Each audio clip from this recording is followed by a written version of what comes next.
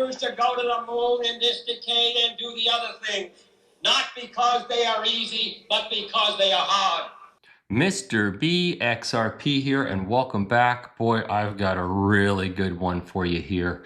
The crypto wars are heating up between countries. Everyone wants to be number one in crypto. I've got it here, and we're going to go over it. So let's see where the market is right now. It's slightly gone up in the last few hours.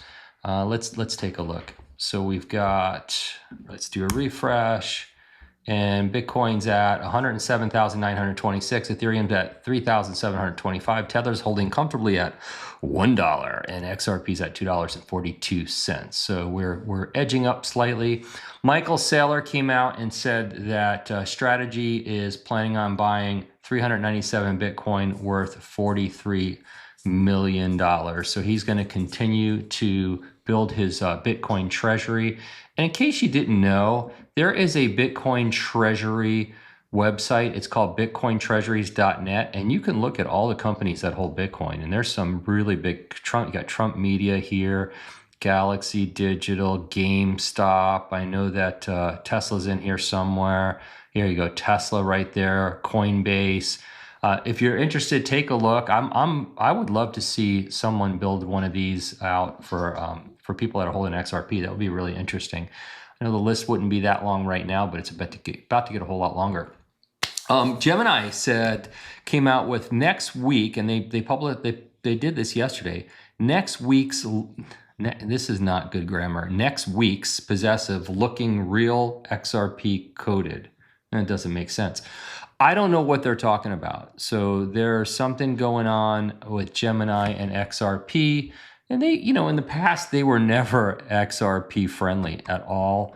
But, they're in the business of being in business, and they learned that you can't alienate the XRP community, nor can you alienate the XRP coin and ledger for sure. So this is interesting. So breaking, Binance CEO Richard Tang says India could be the next crypto superpower driven by its young tech-savvy population and active regulatory dialogue. The next wave of blockchain innovation might just rise from India. So I'm gonna let you listen to this video, and I'm gonna let you hear what President Trump has to say about this idea. About Asia, specifically India, since we are live on the Inside India show, and Binance and others have reportedly sought more clarity from Indian regulators about its Web3 policy. So what do you think with India, such a large market, but also with some market barriers there perhaps? What is the potential and challenges regarding this specific market? Well, India is a very important market. As you mentioned, the largest demographics in the world, very tech-savvy, a very young population. And in every of these countries with very tech-savvy population and very young demographics, crypto adoption tends to be the fastest compared to others. So if you look at Chainalysis crypto adoption index globally, India ranks up there, right? Because of all those factors coming into play. And with the government and the regulators giving more clarity, it can only boost India's standing in the crypto scene. So we're very bullish. We're working with the government there to see how we can support the government's agenda. Oh, it's great to see India adopting digital assets. But there is one person here in the United States that wants to be sure that we dominate digital assets. And let's hear what President Trump has to say. I only care about one thing. Will we be number one in crypto? Crypto has turned out, and in that sense, I've been right. Crypto has turned out to be a massive industry, if you want to call it that. And I'm very proud to say that we are far and away ahead of China and everybody else. Now, China's getting into it very big right now. If you want to go after people, you're going to kill that industry, and it'll be very bad. Tremendous number of jobs. I campaigned positively on crypto, very openly. I campaigned. Biden campaigned against it. When Biden found out that I was getting like 100% of the crypto vote, which was a lot, he switched totally, and he went in favor of crypto. They went totally in favor. They had many... That happened. I remember the moment it happened. Many people under indictment. They let them all go. They let them all go. You know that. Many people were under indictment. Biden was a corrupt president. Biden went all in on crypto at the very end because he thought he could get some votes. It didn't work. They voted for me. I want to make crypto great for America. That's the only thing. I don't want to have somebody else have crypto and have China be number one in the world in crypto. Because in crypto, it's a kind of an industry where basically you're going to have number one and you're not going to have a number two. And right now we're number one by a long shot. I want to keep it that way. The same way we're number one with AI, we're number one with crypto. And I want to keep it that way. Wow. Wow. Wow. I mean, what a difference an administration makes, right?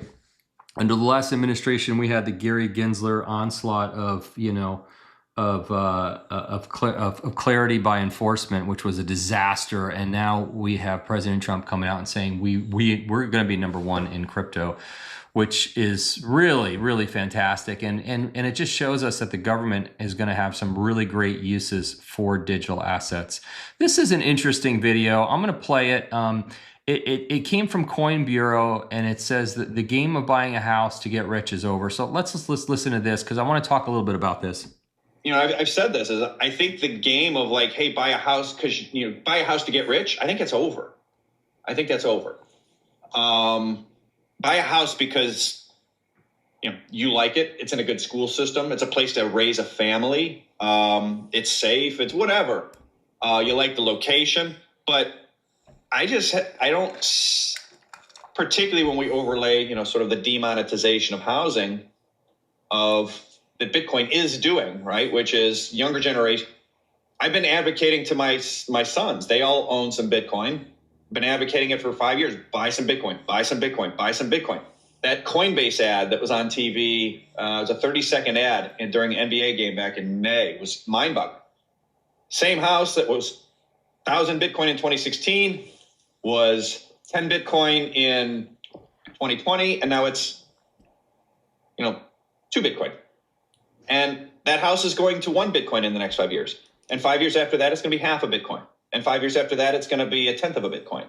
And that's my base case. Yeah, look, I get his point, but people need houses because they need to go to sleep at night. You can't live or sleep in your Bitcoin. So I think Bitcoin is, I'm for it. I think personally, for me, I think it's a good thing to invest in. It's not financial advice, but I would certainly not be telling my kids don't buy a house, buy Bitcoin instead. You need somewhere to sleep at night, and there's nothing like home ownership. I was a real estate broker for 25 years. I still technically am a real estate broker, and there is something. It's part of the American dream is buying and owning a house. It's not for everyone, but it's certainly a great way to set down your roots. Especially if you're going to be having a family. So I think everybody should become a homeowner. Now, I know it's become challenging to be a homeowner. I know that prices have gone ridiculous, but I do think there are some potential solutions on the horizon, and I don't think interest rates are the answer. But I'll be happy to talk about that at another time. But anyway, I think it's an interesting point, but homeownership is good. So if you're thinking about homeownership, I'm telling you it's good, 100%.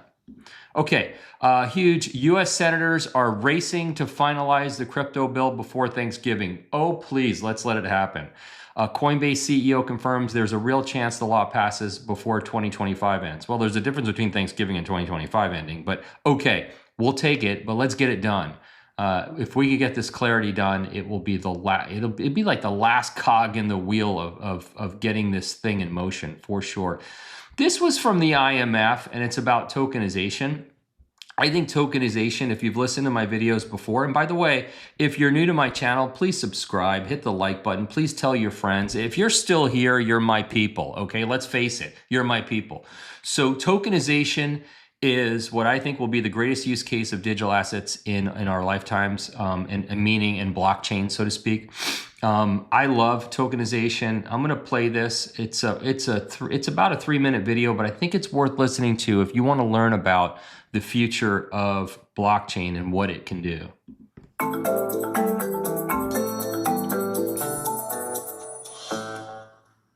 Money has come a long way since the first uses of shells or coins millennia ago. Today, it may even be considered our most used technology, as most people are using money that is recorded digitally. So what's the next step in this evolutionary story? Let's talk about tokenization, or how we turn our pocketbooks into something that's programmable. Why would we need programmable money? We use money to consume or save, and owning assets is a common way to save. Tokens can make it faster and cheaper to buy, own, and sell assets. Say that I want to buy a corporate stock or bond. Today, there would be a long chain of middlemen between me and that company. Think, for instance, of a clearinghouse, an independent bridge between the buyer and seller of an asset. It waits to receive the buyer's payment and the seller's asset, and then exchanges them, avoiding the risk either side fails to deliver. But waiting costs time, and time is money in finance. Another example is registrars, institutions that transfer a company's interest in dividend payments to the asset owners. A tokenized market can automate their function. Tokenization can make financial markets faster and cheaper through programs that automate or reduce the role of intermediaries.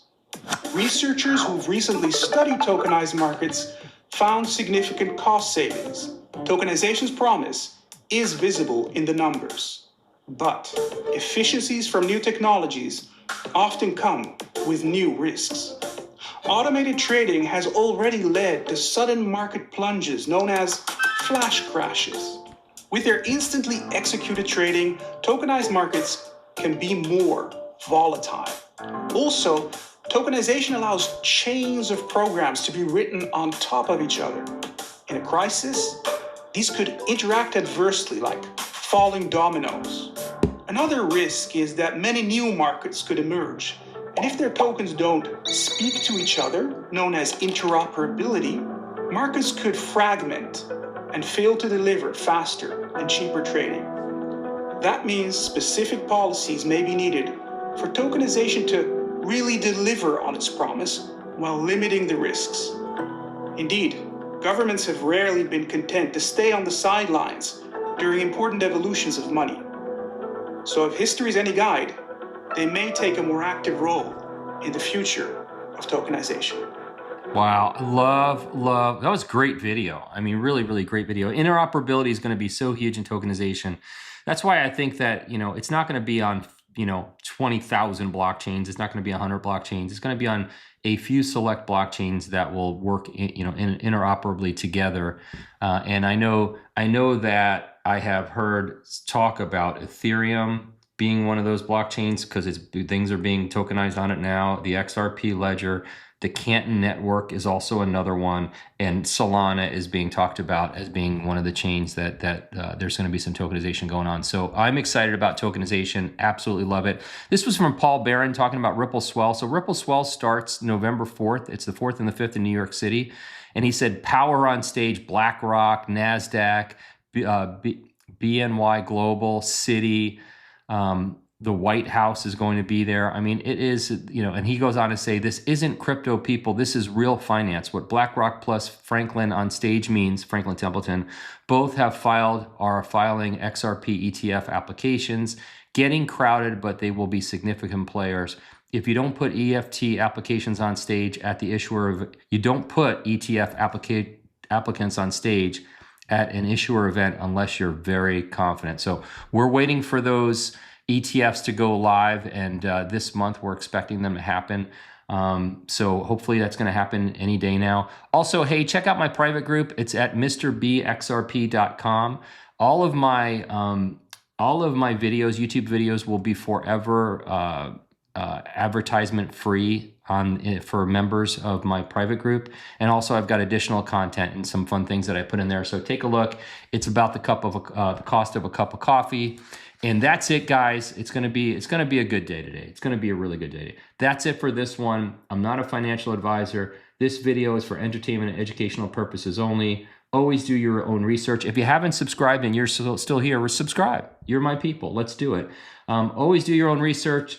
See you next time. Bye-bye.